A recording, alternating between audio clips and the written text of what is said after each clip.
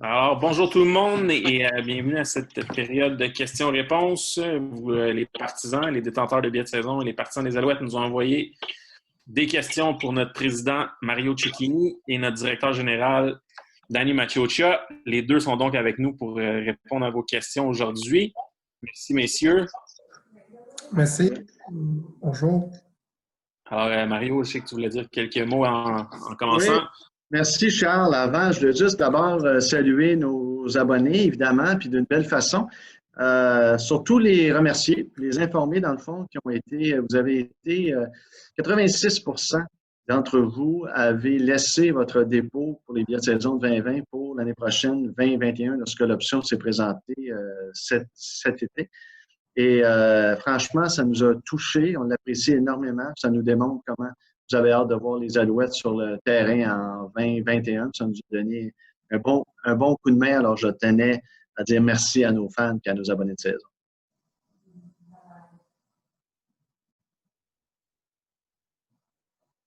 Bon, mais parfait. Merci. Danny, voulais-tu adresser quelques mots à nos valeureux partisans? Oui, moi, je voulais leur dire bonjour, puis écoute, on a vraiment hâte de vous revoir en 2021.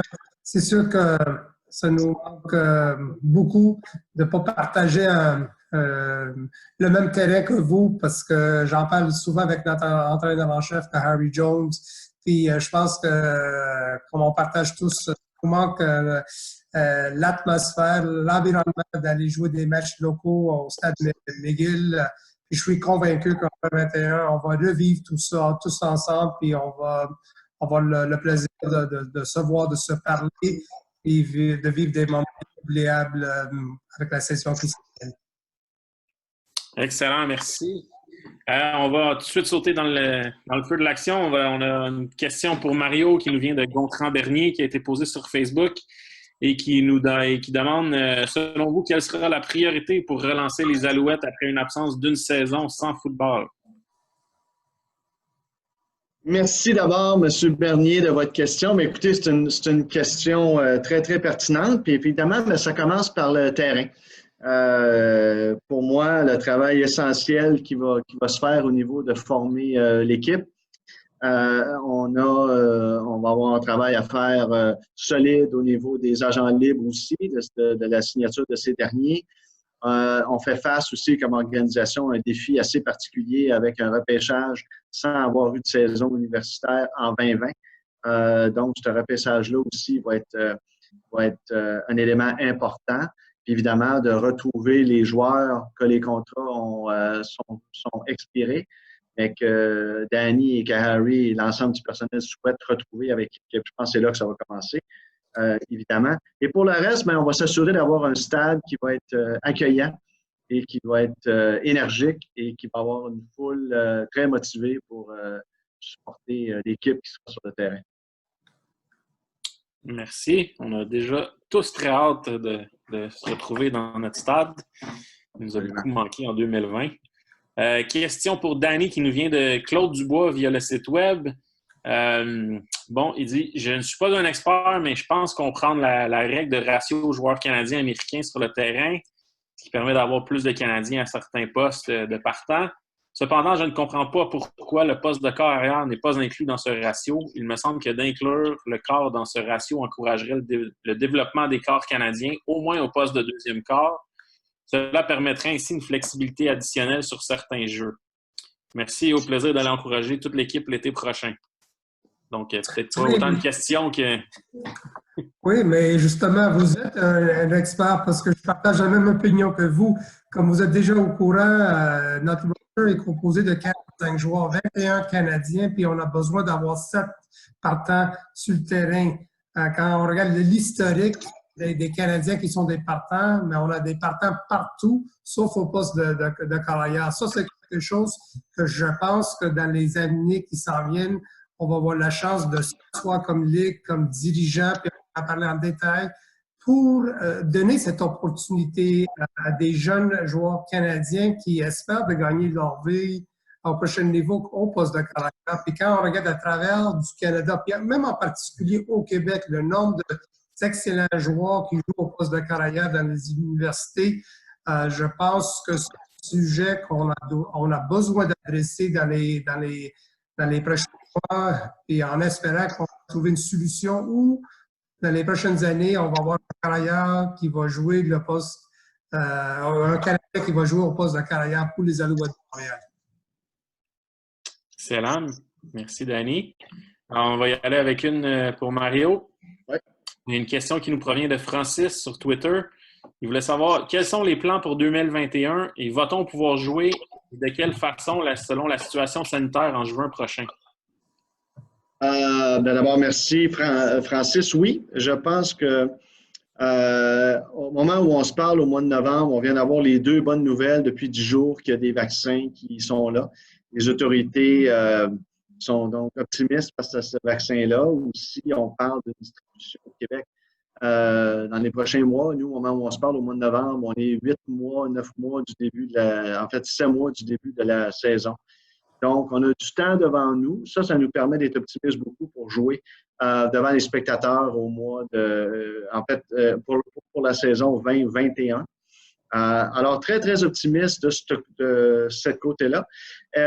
Puis oui, on pourra regarder certains éléments du côté sanitaire. C'est sûr que le stade va avoir des nouveaux éléments qui vont être présents pour assurer une sécurité maximale et le confort de tous, effectivement.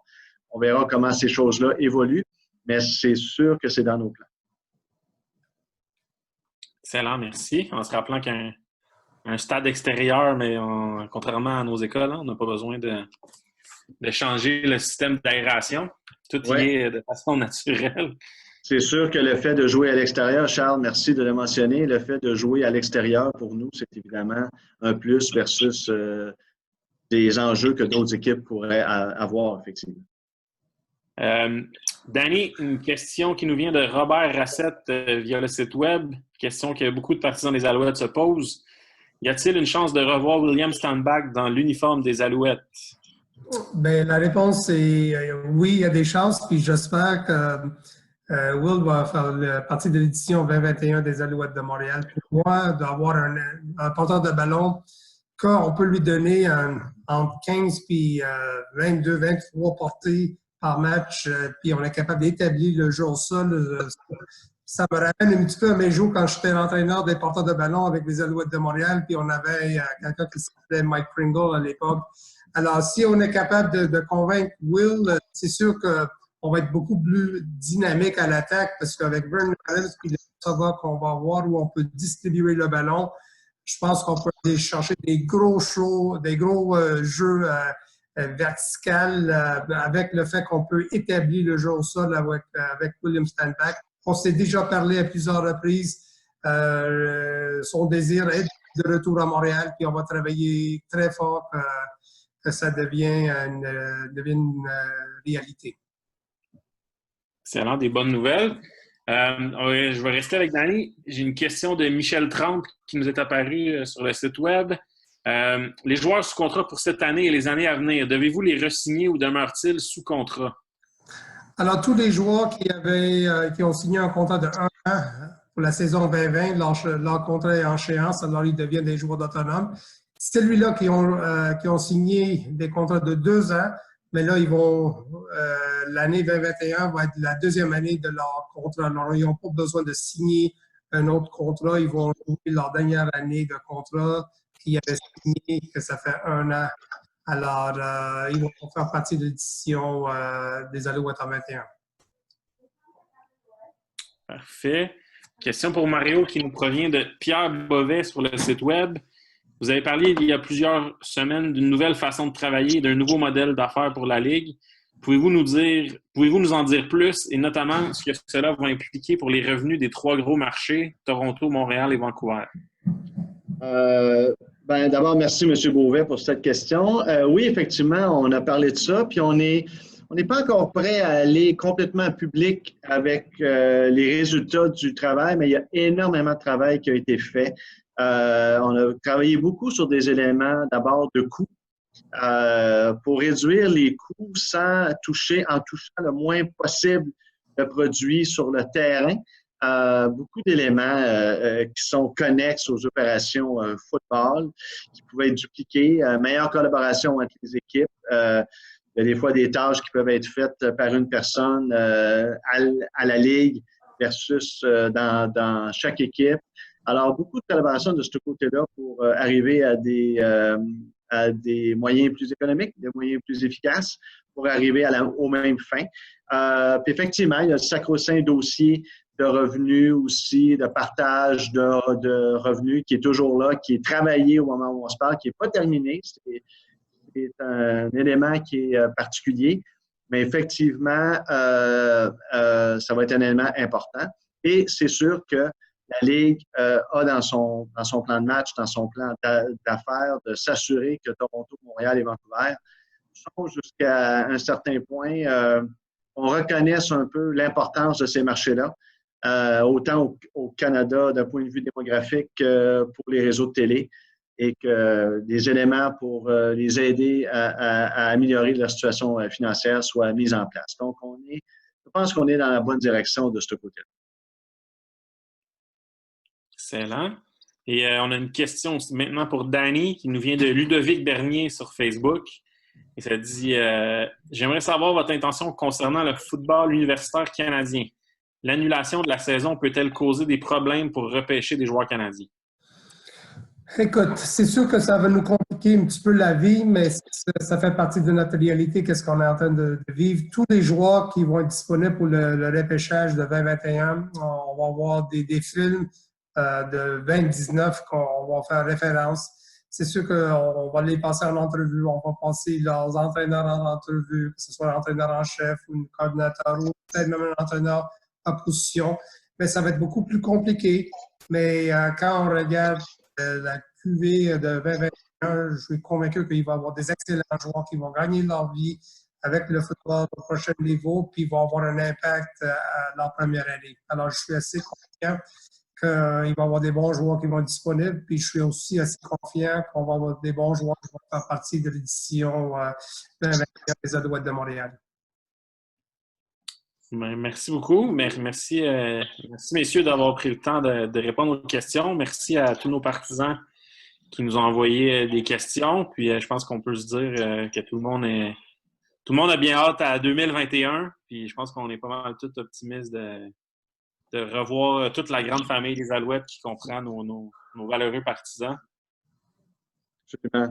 Merci à tous et au plaisir de se revoir. Merci. Bonne journée.